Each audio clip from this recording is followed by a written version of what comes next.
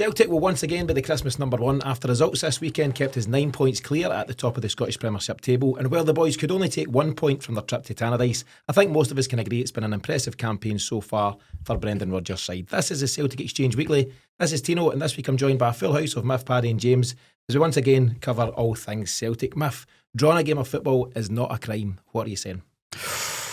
What am I saying? Hello Tino, hello Paddy, hello James, hello listeners. You get pulled up for that. Seen that. Well, I am strangely relaxed about it because I know the expectation would be that I would take the opportunity to have a wee swipe at our dear leader. But actually, on this occasion, I think there's many. It was always coming. There was always got to be a game where we did drop points. You're not going to go through it perfect. It's unreasonable to think you're going to go through it perfect. And I think, pun intended, the game at Tannadice was a perfect storm because you had players unavailable, poor conditions, a motivated and well-drilled opponent. And all in all, it was just one of those days. You could probably tell for quite early on it was got to be one of those days. And I've seen a lot of chat about XG, seen a lot of chat about not wanting the goalkeeper, but we had decent enough openings and opportunities quite fairly consistently through the game, I think, to have taken one of them. When it's not for you, you have those days where you just say, right, keep the damage down, back down the road with a point, still a clean sheet, no harm done, and that's the way I'm looking at it. Yeah, James, I done the post-match yesterday with Greg, and the headline of the show was you can't win them all, and I think that's got to be the case, and particularly when you get 5 first-team players missing. So you've got Alistair Johnson, Carter Vickers, Austin Trusty, 3 of your 4 defenders first choice, James Forrest, big player for us right now, and Nicolas Kuhn, the big player, the main player so far this season. Dodgy weather into the bargain is kind of inevitable. Yeah, I mean, I'm quite philosophical about it. All those elements together mean you're more likely to drop there than at other times. The only disappointment for me is guys that are getting their chance and not taking it. Yep. And I back Yang, or have backed Yang because he comes on and shows stuff, but the time I need you to show it is on a minging day away in Tannadice. And if you've not got it to do that when you get your chance, and he's not alone in that, Palmer, I think Palmer's done, then it's not going to happen for you. Just on Yang, he looked absolutely devastated when he got subbed. But absolutely he had to have seen it coming. No, but I mean, I think he knew it was his chance. He knew that was my chance, and I do think he was trying too hard. He seemed to just be running into places he shouldn't have been, and just the rhythm and the partnerships were all off with him. Yeah. So yes, that was a fairly rare opportunity for Yang to show what he could do from the start. But as you just said there, a minging day at Tannadice, 5 first teamers missing. So instead of Alistair Johnson behind him, he's got Tony Ralston, with every respect. And I know he could have done better at times, but did anyone get past marks? Is Yang just unlucky to rock up in that particular movie? Would he be better served getting a start against Motherwell at home on Boxing Day, for example, with some more first teamers around? Can it always be that easy? But and I think that I want you doing it's tough. I think you make a very good point in terms of the conditions. Like I take nothing away, it is harder, but then seize that, like show what you're worth and show that bit of character that you need to play at that top level. And I'm just going to say one thing in his defence, right? Yes, he wasn't good enough on the day, but I don't think we got him the ball often enough either. Aye. I don't think we gave him too many opportunities. He had chances to take his man. I just felt we were a wee bit lopsided, but again, that might be a lack of trust in him. I don't know. I think bizarrely, on a day where Dundee United were content to play very narrow and close the park in, we didn't go to the wings often enough and utilise the wide players, whether it was Yang or Maida had a shocker, to be honest with you. I thought maybe the worst player on the pitch. I'm going to continue my defence of Yang. You won't have to do it for long. You've got about a have to go. 2 weeks and he gets his big move in January, but I'm not just doubling down for the sake of it. And I've joked about the fact that I've said for a time that I see something in Yang, and folks say, but what do you see? And I'm going, I don't know. I tell you what I do see. I see physicality, I see effort, I see desire, I see a very fit player, I see a guy with very fast feet, and the end product's it's the one missing thing, but it's the massive missing thing for a winger. It's the most important thing he can do. But I don't believe that Brendan Rodgers would keep giving him opportunity if he didn't think there's something there. And I do think there's something there. I can't argue with anything about yesterday at Tannadice. He was really poor. but I'm willing to stick with him. Less so Palmer, who I also liked. I think he has done. He's gone. My thing with Yang is the hardest part for every winger he finds the easiest, and that's beating somebody. But there's nothing after It's the that. composure. There's It's nothing the after end. that. And you know, I agree with what you're saying. You even seen that one that he put across the box. It's totally, and it comes from confidence. He just felt, without thinking, I just need to put that across the 6-yard box without any That's what you do at context. sevens. See, But just on that. I think he should be expecting one of his two forward players to go for that. One holding back, one going. I mean, last week against Rangers, two actually went forward, and Kuhn was the only one that held back. So I think putting it in your corridor of uncertainty. I don't think last week Engels gets a hard time if he'd just done that, but the exceptional player pulls it back for Kuhn, right? But following that logic, I don't think Yang did anything particularly wrong there, because my 9 should be gambling for the 6-yard box. I get that, but if you get the head up in that position and he does have a bit of time, you see we're there. I think that's what Engels was clever on that run. And he knew he's going to be in that position. Yeah. You look at the process of the play, and he's not done that. And listen, I'm kind of like you. I do see glimpses of what he could be. I think he's the kind of player that if he was to leave Celtic, and I'm not talking about a loan, if he was to leave Celtic and get a full season, be the main man at another team, a big team will come knocking for him again if he goes for it.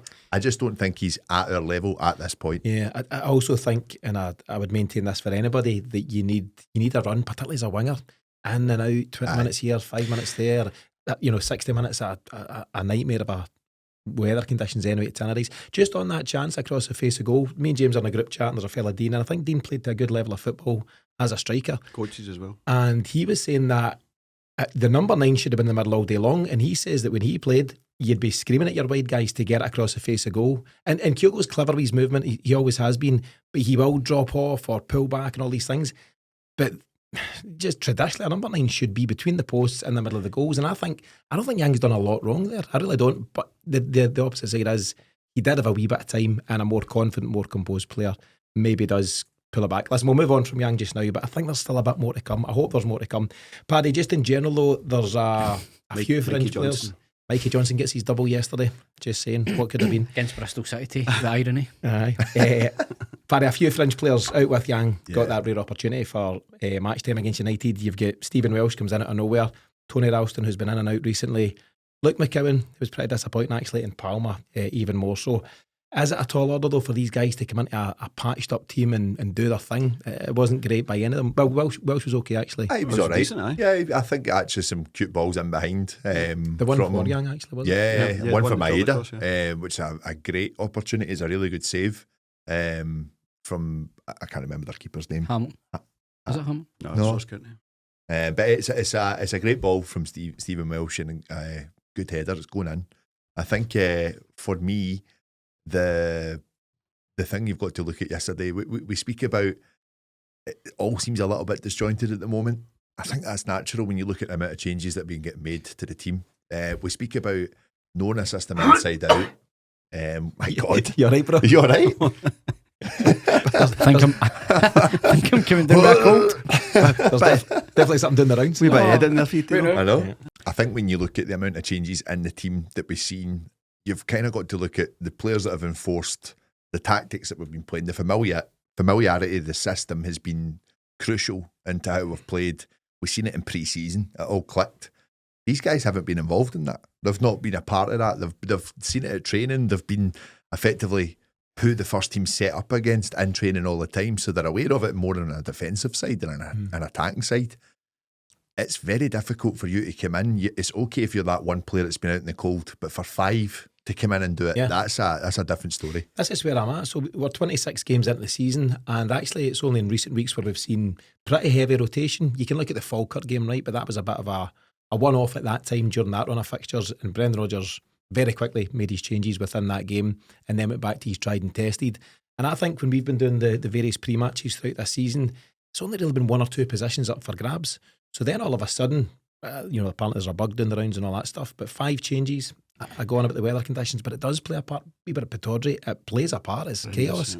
And I do think it's hard. So we know Luke McCowan's a talent, but he just didn't show the best of himself yesterday. We know how effective Dies Maeda can be. He'd have really put they were all poor. Aye, Really. aye. I know we've spoken Because about there's Welsh being okay, but There's no rhythm. that cohesion isn't there, and Yeah. I think you can understand that. Listen, aside from that, what do you think about the post-match reaction? I'm not sure I should go on Twitter after the game because know. it's chaos, and maybe it's just all the idiots of the day, but there's some real nonsense coming out there. Well, I think there's a few things. So I think it's legitimate to say the standard of performances haven't been great for a few games now, Mhm. and your direct comparison with that is the run of form we were in sort of mid to late November-ish. Yeah. So in that context, comparing what you're seeing then to what you're seeing now, it's a bit more turgid. I think that's fair. So, absolutely. But the bigger picture beyond that is also the actual position that you're in. And I know we've got obviously a wee chat between us, and the point that you made yesterday, James, is when you take a step back from that argument, which is still an argument, and I get it and understand it, you're top of the league by 9 points. 9? Aye. Yeah. Effectively 10 with the goal difference. You've already won the first trophy in offer, and it looks like you might qualify through a European or a playoff in the Champions League. The first time in years. That is where we are. That's an accurate, up-to-date, real-time position of where we're at. So, whilst you may worry that performances have dropped off, the one thing I would say about that is the schedule. The schedule is horrendous. Relentless, There's yeah. no This is- winter break. This is the longest run There's we're no, on there's, now as there's well. no winter break, and it's just constant. And I just think it was really unfortunate that the bug went through the squad and so many players were rested on Sunday, because we'd actually had a week Aye. leading up to the game, Yeah. where I think if we'd played a full strength team, we'd have maybe seen a wee bit more cohesion. Yeah. Instead, it's been patchwork. And whilst we've always gone about, the squad's not as strong as maybe we thought it was, I get that. But in the context of the positions that were replaced, I mean, even looking in isolation at the right back spot, I agree wholly with that point about Yang, and that he's not Johnson behind him, and that is absolutely no criticism of Anthony Ralston. We know where Anthony Ralston's at and what he'll do for the team. But the simplicity that Johnson brings to that, he's just got that position totally nailed down within the system, and he brings both an attacking threat as well as a really solid defensive performance in that system, and it also complements whoever's playing on the right. Mm-hmm. Yang's not had the benefit of that with Johnson overlapping, underlapping, whatever way you would describe it. And when you take all those different wee niggly factors into consideration, but also the way United defended was really, really good. And we so often do this. It's just all about Celtic, and I totally understand that. But these guys, guys like Declan Gallagher, all, solid pros that have been out there, and their job was to get a 0-0 and maybe nick something on the break. And they could have done it. They had a couple of situations at the end where they could have made the most of it. Highly motivated opponent, boy like Middleton that used to play with Rangers, he's got to want to give his best against Celtic. They've turned up, they've played really well, they've been busy. We've had our chances, we've not taken them. All in all, I just think it's one of them. You dust yourself down and you go again. I think it's just, you can just put it into the bracket of that's just the way it goes sometimes. Aye. Even the best teams, I don't know, whoever's going to win the various top leagues around Europe, they're not going to win 38 games out of 38 or however many they play in their own setup. And I think, when you seen the lineup, it was a COVID lineup. You're thinking, right, hold on a minute, what's going on here? But it is what it is, and that's the challenge for Celtic. But any team at any level of football, to remove 5 first teamers, James Forrest is the one that maybe doesn't always start. The other 4 do. But he's still The important. 3 defenders and Nicolas Kuhn do. And I think what you seen on Sunday was how important he is, Aye. because he is the guy that can come on for 20 minutes and Aye. change. And He's the one player in the Bit more squad mature. that can actually play that role that others seem to find so difficult. Yeah, but I'd say, On you go. I'd say on the fan side of things, Mif touched on it last week, where we're not going to just doff our cap if things aren't going right and stuff. The Celtic fan mentality is, it's the all progress depends on the unreasonable man. So be unreasonable and you make progress. George Bernard Shaw, Mif, on a Monday night. wow, But you push your kind of CEO and your board to be better. But I don't think that applies to the point of drawing a game. See if we're on a 5-game losing run, be unreasonable, fair enough, But that's not what that was yesterday. Yeah, I think, people say, no, we've got standards, you need to keep those standards. You can have what was a bit of an off day and there's mitigating circumstances. It's not excuses. No. It's genuine reasons. 5 first teamers, and as I say, the weather. I think there's a big factor, and I obviously can understand there is a bit of frustration. Like you say, it's looking a little bit like less creative than it has been. But you look at the change in the midfield three, has been a big factor. You're then looking at, you know, what we're getting in the wings at the moment as well. I'm still a massive believer that a huge factor in that comes from the start of the attack, which we always play out from the back. We always do that. And if that's not ticking straight away, players are getting marked pretty quickly. And I thought yesterday, and again, no offence to the guys, that's where we slow down. And then they're set. Aye, they're set. And they were not leaving their own half at all yesterday. So you've really got to be quick. And that back line yesterday is not going to be that quick. We just have to take it in the chin. Yeah, do you know, but just for Celtic to have the audacity to draw just their second draw of the season and win every other game, you know, 1-14, drawn 2 out of 16, it's not bad, is it? And I think the bigger picture is so relevant. That said, the stat, which is very true, is that we've effectively drawn our last 3 games. So the weekend there, I suppose you would say that you've drawn the League Cup and then gone on to, you know, win it in penalties, and you've drawn the week before against Zagreb. But it's 3 very different challenges and 3 very different competitions. And I think actually, in the bigger picture, you'd be kind of happy, you know, with that. On all 3 are, bar Dundee United, they're positive results. You know, you progressed in Europe at that point. You won a cup with a 90-minute draw against Rangers, and only yesterday could it be considered a setback. But you know, that could be a crucial point in the end. It's what you've done in the 15 games before it that allows you to draw against Dundee United. You've got the comfort and the luxury of being able to do that yesterday. That's what it is, and you move on. And also in the context of seeing the team, I think there would have been a percentage of Celtic fans out there would have taken a clean sheet based on that defence yesterday. League-wise, that's the problem. I know, but you know, before the game, you're looking at that and going, right, if you know, you take a draw, get back down the road, that's fine. League-wise, we're going to do a wee bit on Kasper Schmeichel towards the end, but I think that's his 13th clean sheet in the league alone out of 16. Really impressive stuff. One of the chunky guys. Last question, just as we finish off this opening section. Have we been relying too much on Nicolas Kuhn this season? Big miss for us. A big miss, but no, I wouldn't necessarily say so. You look at the share of goals between our midfield and our attacking options, and you look at the assists from our midfield as well. I just think, listen, we just need to be ready that we're not going to have these players available for every game. It is a long season. It's another 50+ game season. No, I wouldn't pigeonhole it to that. I think if anything, we've been relying on Dyson more, and he's just fatiguing. Do you know, I think he raised his levels again for the cup final. Yeah. I think he could do a wee break. I think even if, like, one of the boys, Matty Clark, made a good point, that's a narrow park, and Dyson Maeda isn't going to unlock low blocks every single week as well. It's probably the wrong choice. He's not, and we don't have anyone, because Palmer's the only alternative. We don't have anyone that's going to take. He just kept running the ball at the park. I was ready for put my telly at the window, man. So Dyson, man, killing me. He's not a man that shows emotion much, but we've seen a bit of it last week at Hampden, and we've seen him kicking the advertising board. But then straight to the pan face again. He wasn't happy. So I don't know, but as I say, I think just the result against Dundee United, you take it, you move on, you maintain your 32, you extend your unbeaten domestic record to 32, and it's a problem. I don't think it's a problem. I think you take the draw, you move on. So if you go invincible this season and that game is part of that invincible run, is that a bad result? I've seen some of it totally unacceptable. I'm like, hang on a minute. Somebody said about our podcast, disgusting. Aye. Disgusting. Accurate. But I also made the point on the post-match yesterday that if you're going to win the league, maybe win the treble, make progress of some sort in Europe, you don't remember the 22nd of December at Tannadice. It doesn't matter.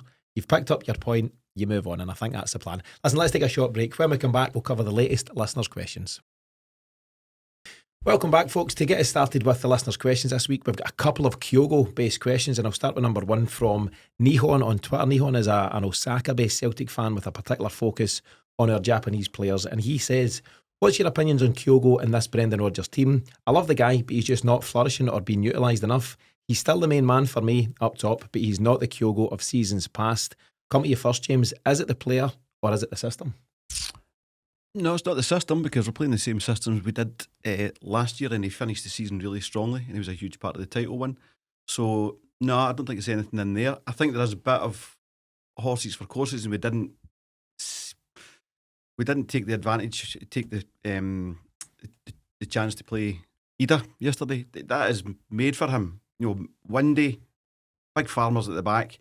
That's what Ida was signed for, specifically. Kyogo's got no service up there, particularly when your wingers are so poor, which you can't really, I suppose, set up for. But even the system and Kyogo showed he can still get in front of goal. Now he fluffed his lines because he was only getting so few chances, and this has been the case for quite some time with Kyogo. He's not getting that service, and if you're only going to give him one chance a game, you can't expect him to be 1 for 1 every time he gets a ball at his feet. So poor miss, but you need to give him more What a move, chances. though. Lovely. Yeah, it shows you the fine margins as well. So Nihon's asked the question, and we appreciate that. But there's the image on screen of Kyogo fluffing his lines when he had a huge chance.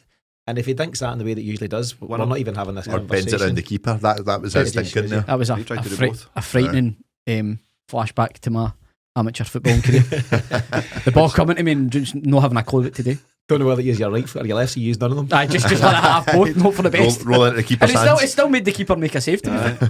James, just while I remember, you mentioned Adam Ida. I had the same chat post-match about horses for courses, but I used the term horses for courses, and Horses for it courses. annoyed me at the time, but I was too past it to bring it back, so I'm bringing it back now. I didn't mean it for anyone that listened. No, Horses for that's courses. karma for last week with my I course give of you the a hard toy. time, aye.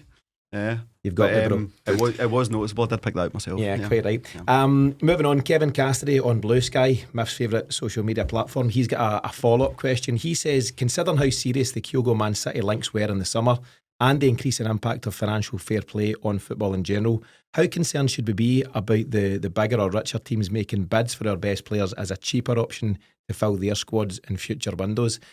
I don't know how true or not the Kyogo link to Man City was. I think there was maybe something in it, but is that a concern, Mif, that maybe teams will kind of cherry pick our players, or do Celtic do their business in such a way that they protect the assets pretty well and teams would need to pay top dollar? Yeah, I mean, I think that's just football. It'll probably evolve slightly given financial fair play. Who knows how long that'll stay in for, because I imagine we'll start to see more legal challenges against that. Man City will undoubtedly set the precedent for that, and others will follow. But around teams like Man City or other bigger European teams coming for our better players, that ultimately is exactly what our board want. You know, they will take £30 million off anyone's money. It doesn't matter who it is. So I just think that doesn't really affect. You mentioned they're protecting the asset. I think we're reasonably good at that. I don't think that really affects us in the sense that if a player moves,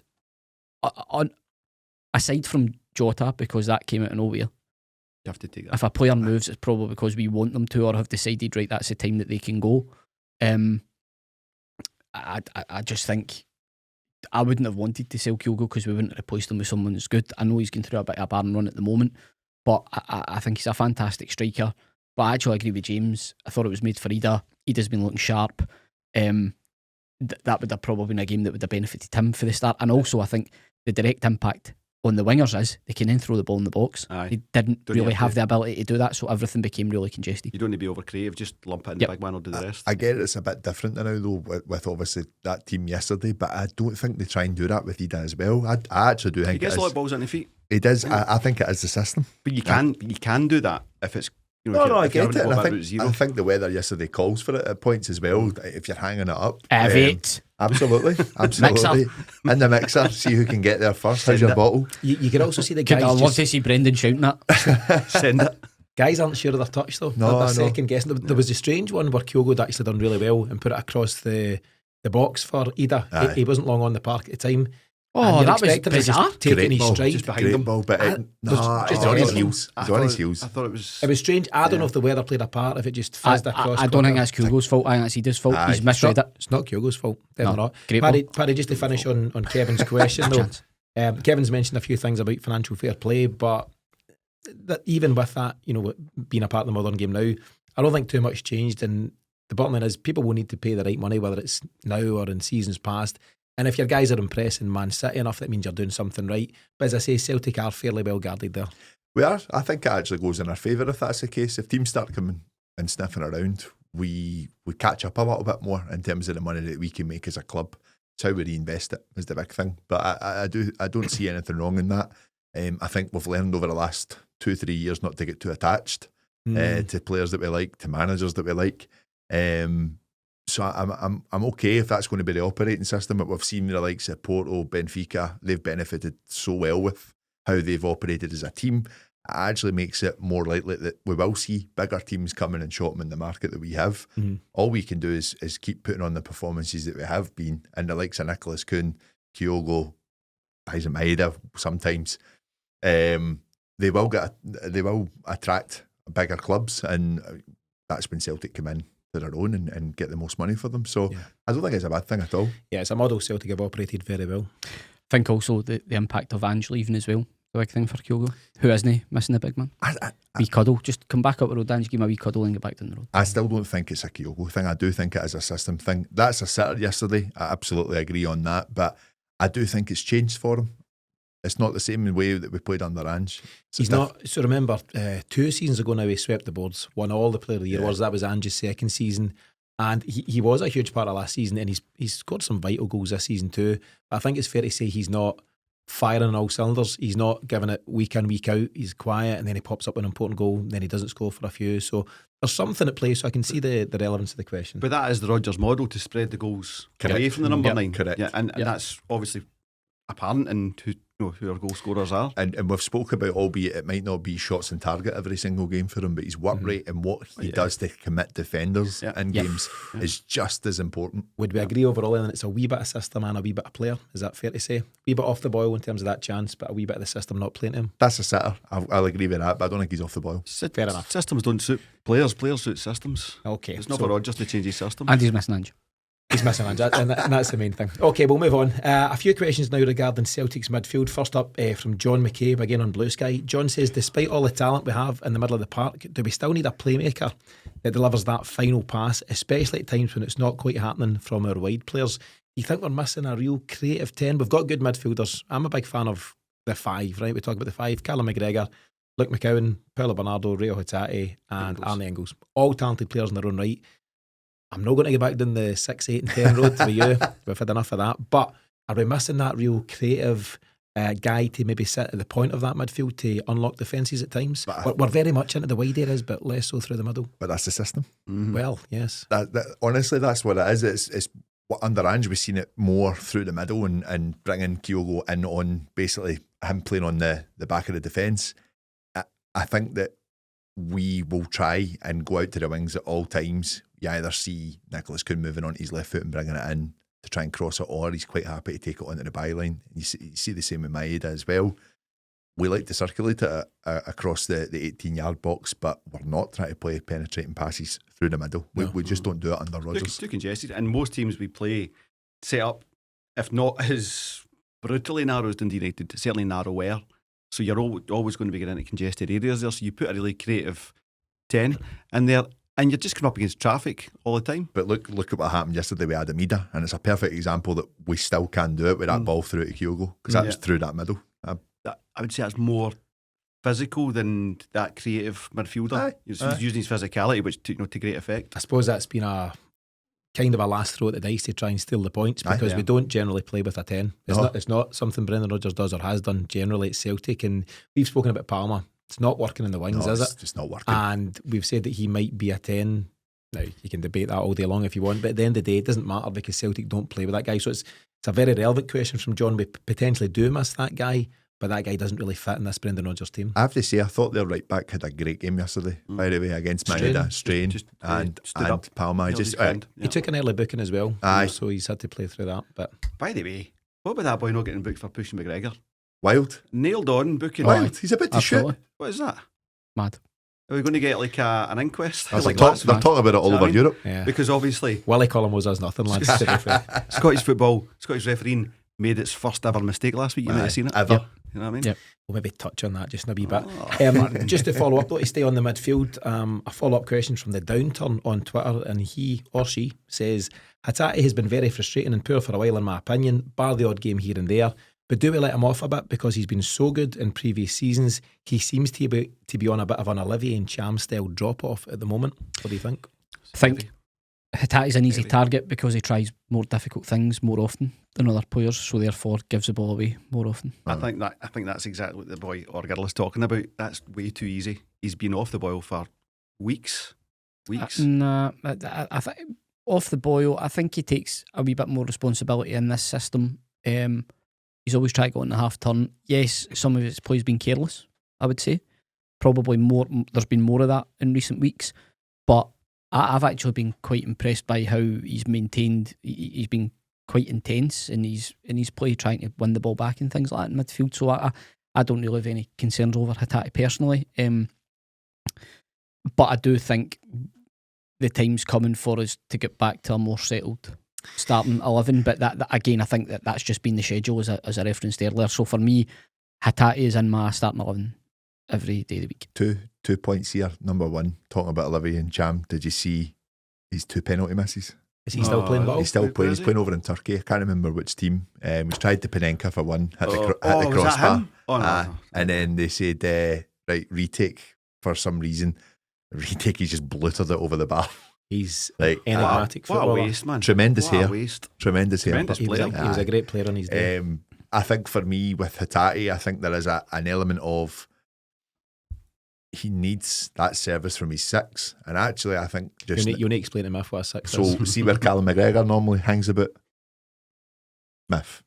They're all Yes, they're all midfielders, Paddy. They're all midfielders. Look at They all Paddy play with box to right, box. right next See to when each your other, midfielder run passes about to the next to each midfielder. other. Box to box. Get it in the Box- mixer. I get it in the mixer. Launch it. Vates. I think for me, Callum McGregor's getting man-marked every game lately. And I think he's actually getting caught a little bit with it. And he is a go-to in us bringing it out from the back. If Hatate, Engels, Bernardo or Luke McCowan don't get that next ball from him, they're hoping to get it from the wing-backs. But the player that's giving it to the wing-backs most times in that position is Callum McGregor as well. And I just think that teams are caught on that he's maybe dropped a few yards of pace.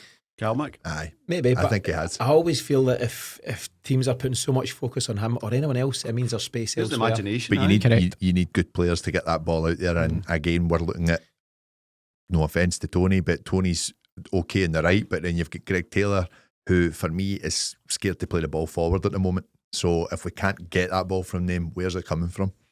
That's the question. I've made the point. On you go. Jing Bai should have been on.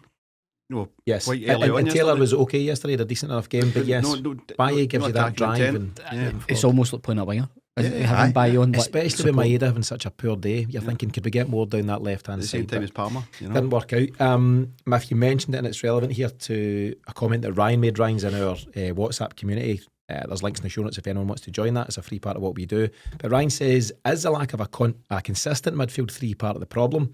Because for me, it is Callum McGregor and Ray Hatate more often than not, but we're chopping and changing everywhere else. At times, Bernardo and Engels have been brought on with little game time left, and that can't be great for their confidence. And there's a fair point, James. You know, Arnie Engels, young guy, Bernardo, young guy. Engels got like 7 minutes or something yesterday. It's not brilliant. And the other side of it is, though, you probably can't keep the same midfield three during this relentless run of fixtures. He has to rotate the squad. He has to use the bodies he's got. But he's also got to be careful considering Young Boys is coming up soon as well. So he needs that familiarity to grow again. It's the balance of keeping a familiar midfield but a fresh midfield. That's the challenge. Yeah, players have found themselves on the bench through rotation reasons and form reasons. You know, Engels, I think it was good management to give him a wee bit of time at the firing line. Just, you know, come on, have a wee bit of impact here and there. Not for 7 minutes, that's a waste of time. He's unlucky with his chance, by the way. I know, It was it's just clever. one of those rucker bodies and stuff. Quite inventive. So I think rotation's the main reason here, and there's no way we would have won and collected as many points as we have, if we just said, right, that's the three in midfield. Yep. You could be looking at Knox, you could be looking at guys not being available for young boys and stuff. So I think it's clever management that has trade-offs. And it'll always be the case when you're having to make changes within your squad. Any manager would be able to sit down if put on the spot and say, right, this is my best 11. But when you're having to dip into the squad and use other guys who are maybe less or of lesser quality than other guys, there is always a compromise. You might bring in a guy who's fitter and fresher but not as good on the ball, fitter and fresher but not as good a finisher, whatever. That's part of it. I think for the way that we play, the style that we play, I think McGregor, Hatate, Engels is the preferred midfield I three. think so, yeah. Certainly to start the game because of the way that other teams will set up. As the game becomes stretched, I think Rodgers likes McCowan and Bernardo going on because they complement each other in different. You know, McCowan's maybe a bit more legs, getting up and down the park, finding wee pockets. Bernardo's a man that can find them in there. to me, that's what Rodgers has in his head, is what his preferred team is. Now, for different reasons, that's had to be mixed about. And I just think, again, I go back to it, I think it's fairly self-explanatory. The schedule is brutal. Aye. Absolutely brutal. We have quality to mix about. I mean, how would Bernardo or McCowan have felt if they had just sat on the bench for the entirety of this run? They wouldn't have been happy. Yeah. They would have been chapping the door and saying, right, Gaffer, give us a shot. I think you made a good point pre-season. It's not a case of is having 11 first-team starters and hope your bench is okay. You're looking at the 5 subs we make every game, and you want the player coming in to be as good as the player that they're replacing. And I think that we are so close to having that in most positions that I'm not too worried by it now. I'm worried about the schedule. I think that you are starting to see now there's not going to be a winter break. The games are getting more important. I mean, even the cup tie against Kilmarnock, normally the Scottish Cup, you're hoping for maybe a lower league. That's a tough game. Yep. Yeah. So you can't really rest too much on that one as well. So January's going to be a difficult month to navigate, I think. The only benefit is this time against Kilmarnock, Alan Muir is unlikely to be the ref. I think. Poor Aldo, thought he was good last week. There's I also think, and it's not a debate for right now, but it will be in the coming days, maybe next week's show before the turn of the year. Celtic are going to make additions in the January window, and I think if we make even just a couple of strong additions, quality not quantity, we kick on again and we go to that next level. Who's it? What do you mean? Who's leaving?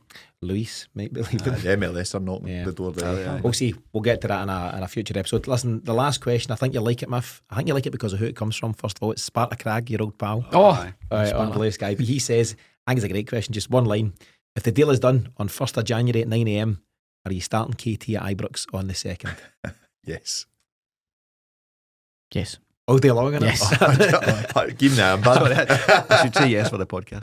I was pretty sure. It was good to see him return. I think he made his first start for Arsenal in 19 months. He obviously went on loan out to Real Sociedad last season. We know all too well about Kieran Tierney's injury issues, but he's the talk of the steamy over the last week or so, and the suggestions are that there's something happening there, and I'd love to see him rock up Ibrox on the 2nd. It'd be great to welcome him back. And listen, I totally understand a lot of our fans saying, I'm not so sure with the injury record. If you get an opportunity to sign Kieran Tierney, you sign Kieran Tierney. It's probably a loan to buy, isn't it? Aye. A loan till the end of the season and a buy. That's a suggestion. The contract's out at the end of the summer. So you could do something. So it's just, I think so. It's just pre-contract. Yeah, I think it is pre-contract. He's not getting renewed. Arsenal haven't extended it, so you've basically got a chance to take him for the rest of the season and then make him yours in the summer. I think we'll pay a fee for the loan if we get him. Yeah. Mif, what's your thoughts? Absolute no-brainer for me. No-brainer. He's better than what we have for a start, and it falls into the same category as CCV. 25 games of Kieran Tierney is better than 40 games of another. But you will need to cover him. So Absolutely. There's a problem still to be solved. But it takes massive pressure off solving that problem if he's in the building. You can solve it in the summer. Whereas if he's not in the building and you're left with buying Taylor at the end of the season, that's a bigger problem. I don't think we get through Europe with those two. That's a bigger problem because both of them are unlikely to stay after the summer. Whereas if Tierney's in and you know that he's on loan for 6 months and then he's going to stay, I appreciate everybody's or the point that's been made a lot about his injury record, and that's there.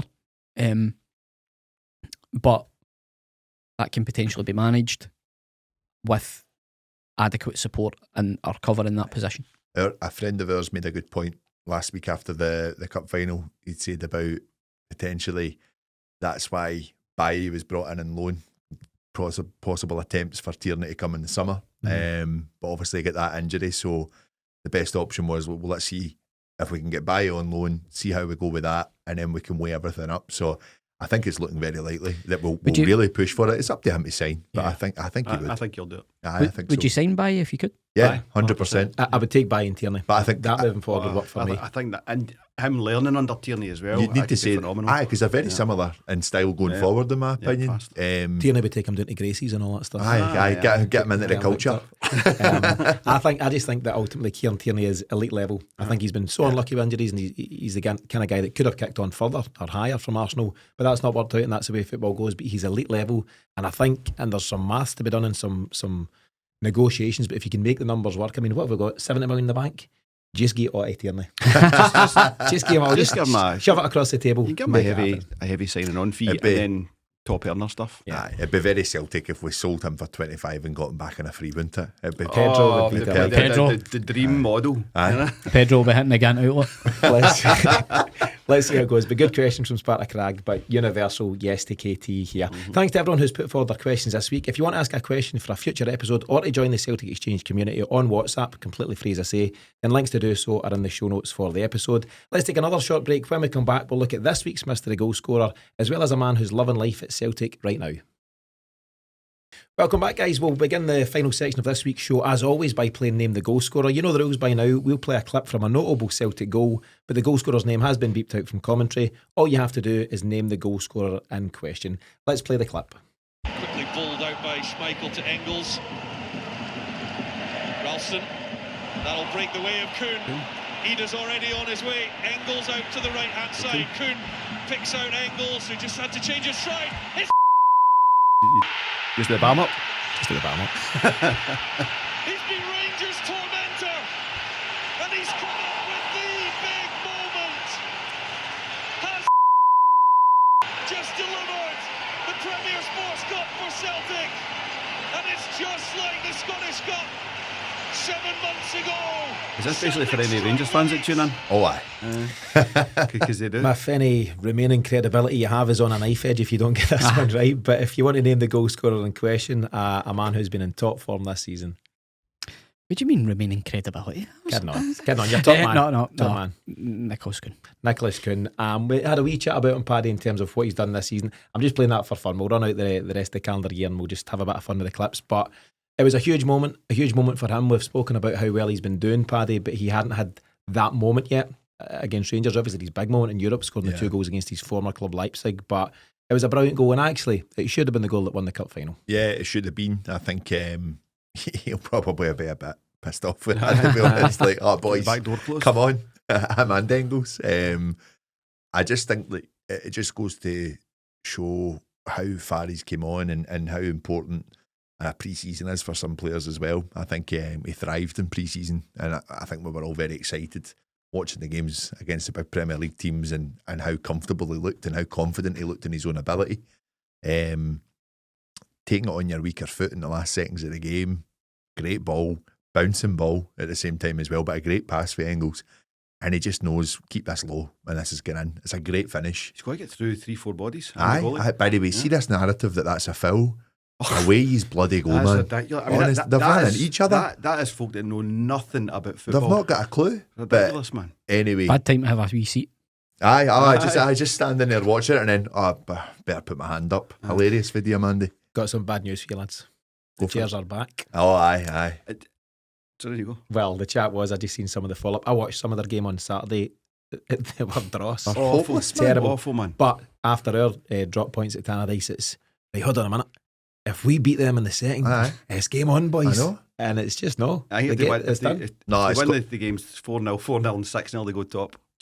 It's got to be a bit more poetic like that. Like, the Ranger doesn't fall. The Ranger doesn't die. Something along those lines. You know the way they go on? Like, drop points. We hear this. I'd give him a replay, by the way. Oh, give him it. Aye. No bother. Wee boy bomber.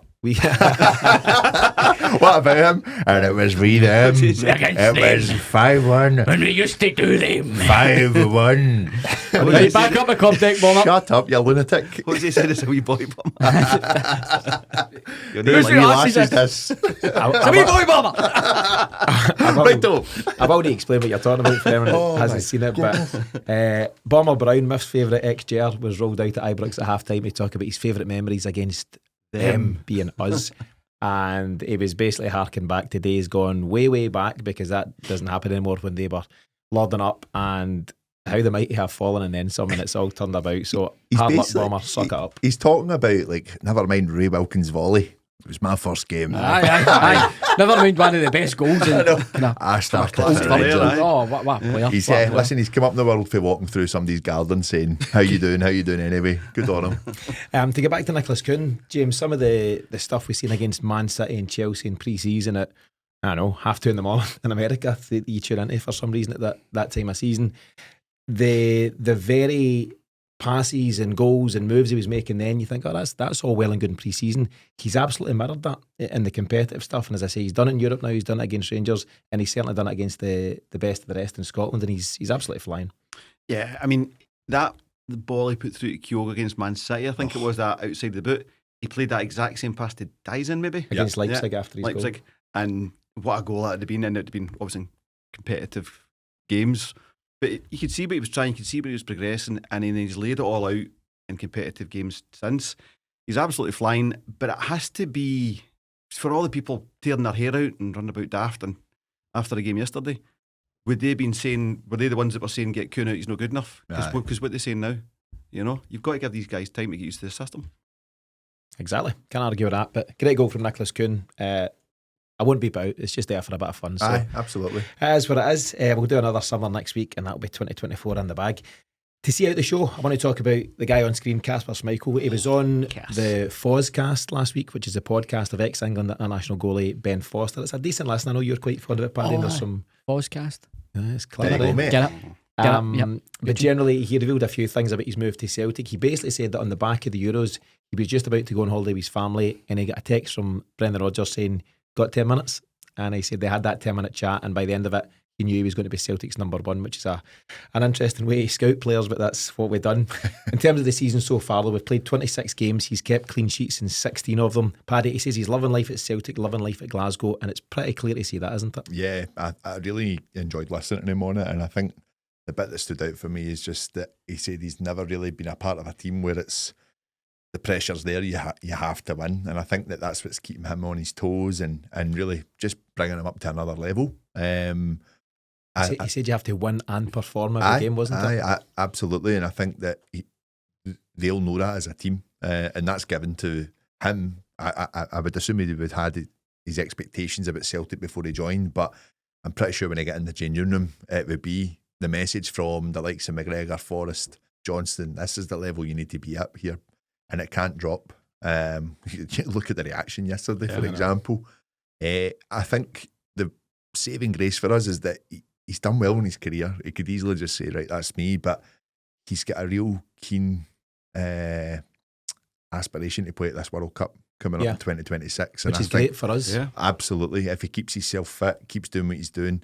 I just love watching his distribution. I've never seen a goalkeeper at Celtic so comfortable with the ball at his feet. And I think it's so natural to him. He's as good as any Celtic goalie of all time in terms of that stuff. And I think the international stuff is so important to him. He's obviously so proud and following in his dad's footsteps. Is he get something like 112 caps now? Every other international break he picks up another couple.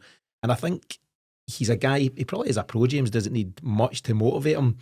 But the whole Celtic thing, what life at Celtic is, has inspired him. And you add that to his international aspirations, and I think you've just got a perfect storm there. Yeah, I hope so. I mean, I don't think his family's in Glasgow, which is obviously, that can grate a wee bit, but I think Joe Hart was the same. Mm-hmm. I think he was up and down the road and stuff like that. If we see him starting to lose the belly, I think we're on a good thing. That means he's starting to drive a wee bit. There's no problem here. Maybe on a couple of layers. I would not want him not to be thick and chunky. I don't think it stops him. I really don't. I know you. But just in terms of if he's starting to really hit the gym for the World Cup, then we've got somebody that wants to keep playing his football. I get That's my that. point. I get what you're saying, but I also think Denmark know what they've got as well, and I think they're quite happy. He's fit enough. He's comfortable in a 90-minute game. I mean, that picture we see here, he's get down there quick enough. If there was any problem with his agility, if he wasn't able to get around the goals, then you'd say he would be he'll need to shift some timber. I'm comfy that he's cuddling. That's my point. I'm not saying the belly is hindering him in any way, but I think if you see him start to lose the belly, it means he's focused on playing football right the way through the World Cup. Oh, aye. No, I'm going to be accused of being fattest. You're fattest. I think he's in great shape, mentally and physically, and he's doing a great job. But just the last point, in terms of his personality and his presence, as much as his ability, how important has he become to everything that we've done so far this season? Very, and I just love him. Absolutely love him. It would be fantastic to think he'll play on for another couple of years. Much like what happened with Joe Hart for different reasons. I think with Joe Hart was just needing to feel the love, and he felt that for the fans, the squad, the manager. I think with Schmeichel, it's a meeting of minds. It's more the mentality. requirement, that need, like you said, Paddy, that was very evident in the podcast. Yeah. He's been waiting for a challenge like this all his life. For whatever reason, he's not played for, one of the, been the first choice for one of the big four in England. So Notts Forest. He's at Celtic now at this stage of his career, and he looks like he's just want to maximise his time with us, which is great news for us because it'll allow time for Sinisola to develop in the coming years, because he is still very young. That seems a nice fit, Paddy. And Sinisola, we've not seen any of them in a Celtic shirt so far, and we thought maybe Falkirk in the League Cup or maybe a game like that. But I quite admire the fact that Schmeichel's clearly saying to the manager, I want to play every game, and that's why I'm here. But from Sinisola's point of view, young, talented goalkeeper, he cannot not be learning off a guy like Schmeichel. Oh, absolutely. And it's every day at training, they're getting to work with each other. And we know that we've had quite a good success with goalkeepers lately, bar Mr. Barkas. But I think that you need to kind of look at what it's all about at Celtic at the moment, where our style of play has changed. When we got Brendan Rodgers in 2016, I'd say it kind of stopped a little when Lennon came back in. But I think when Ange came and Rodgers back again, our goalkeepers need to be really good with the ball at their feet. It's massive. We see how important it is all over European football at the highest level. To get a goalkeeper, as I've said, just so comfortable with it at this level, and then you've got Sinisolo working alongside that every day. Surely that's got to be the level now. That's the benchmark for any Celtic goalkeeper, any Celtic number one. They've got to be that comfortable the way he is. Just to follow up Paddy's point, you've seen with Foster at Spurs what happens when you don't have that, when you have the team Exactly there that play like that, the system that play like that, and the keeper that isn't compatible with it. Big Foster still making great saves, even though he's getting on a bit now, but that ball at his feet, which was always a bit of a problem for him. He really struggled, doesn't he? He's a great shot stopper, that's never in question. Ask Lionel Messi of all people. But ball at his feet, he's as bad as it gets, actually. Anyway, just to round up on Schmeichel, it was just great to see him speaking so genuinely and sincerely about enjoying life at Celtic. He seems to be in a great place, and long may that continue. As we start to head towards the end of the show, a couple of final talking points. Happy birthday, Mif, today, 23rd of December, to Gavin Strachan. Big fan, I know. Whose birthday might have been, though, on Friday the 20th? Radio silence always works well on a podcast. 20th of December was the Celtic Exchange's birthday, so it was 4 years of the Celtic Exchange. I forgot about it myself. Could I forget? Just came into my head. Most folk know our story now, but our very first episode, myself, Mif and Kenny, I think. No, Anton was on the night that Celtic won the quadruple treble. It was the penalties against Hearts at an empty Hampden Park. Strange time in life, strange time overall, but the big plus is that kind of brought us all together and brought the Celtic Exchange, which is what we are now, I guess. Mif, any comments on that? Happy birthday to you and everyone else. Aye, happy birthday. 4? Is that 4? Big four. Big 4. Actually turned out to be a bit of therapy the way that season went, because we already knew things were very, very rocky by that point. The league was just about done. We did have some games in hand, but Dubai just totally scuppered everything. That just summed it all up. The guy that was unfit took COVID out to Dubai and rode every to it. Fantastic, thanks for that. And then that led to the press conference of all press conferences for Lenny. These inverted commas. It was just looking back now, it was fantastic. At the time, it was absolutely dreadful. But what a 4 years that's been. Never ever thought I would do anything like this ever. Neither me. I think my original condition was that we do podcast only, no videos, and now look at me. Hi guys. So yeah, listen, it's been fantastic. And then who could have foreseen that it would have been the 3 years that we've had? It's just been absolutely fantastic, and thanks to everybody that tunes in, listens, downloads, leaves abuse on YouTube. It's it really is fantastic, and it's great to be part of. But I've known James and Tino for a while, but it's made me a friend in Paddy as well. So appreciate that. Long may it continue. Still getting a bit emotional in here. I know. yeah. My God, who's cutting onions? One day. But as Mif says, just to round off on that, a sincere thanks to everyone who continues to support us. And without the listeners, we couldn't do what we do. So we do really appreciate your support at all times. Paddy, last couple of points. Last 2 games of the calendar year coming up. We play Motherwell on Boxing Day, the 26th, and then St Johnstone, the 29th. That's a Saturday? Sunday. You always lose track of your days this time of year. Yeah, you do. Both games at Celtic Park, and it's a huge opportunity to extend that 32 game unbeaten run. It is, because as we've seen before, if there's a little hiccup, we really come back pretty strong after it. And I think that Monday, there we go, I'm getting my days mixed up as well. Boxing Day. Monday, aka Monday, today. i.e. today, when the next show comes out. No, I think the game against Motherwell will be hopefully a strong performance from us. But again, we don't know the ins and outs of the team yet. So I just think we just need to be a little bit patient. We spoke about reaching the 10 games unbeaten 4 weeks ago now. I've nearly done that. Yeah, 2 games to go. Nearly done that, and I think that that's a huge testament to the mentality of the full squad. When you think about it, it was a bit of a makeshift backline yesterday, and I don't think they were under pressure too much. It's just more on the attacking side of things that's where these guys, unfortunately, aren't at the level Celtic require.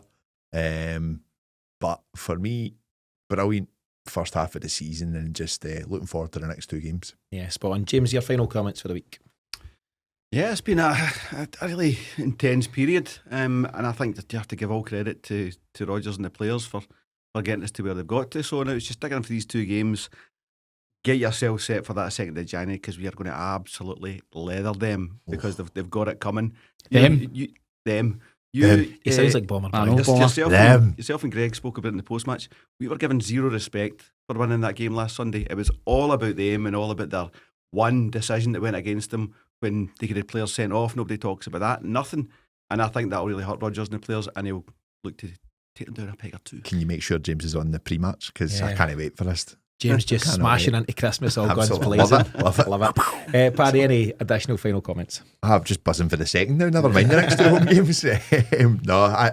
A big thank you to you, Tino, for all of this as well. I think you've definitely got a cracking thing here, and I think we all love doing that. And it's been great fun. Definitely a bit of therapy, because when I joined, it was when Eddie Howe was all done and dusted, and then all of a sudden, how do you like me now? That's the name of the episode. Absolutely. And then all of a sudden we're on like, he's not joining. What are we going to do? That's it. The board they've done us. Honourable mention to Fergal Harkin. Aye.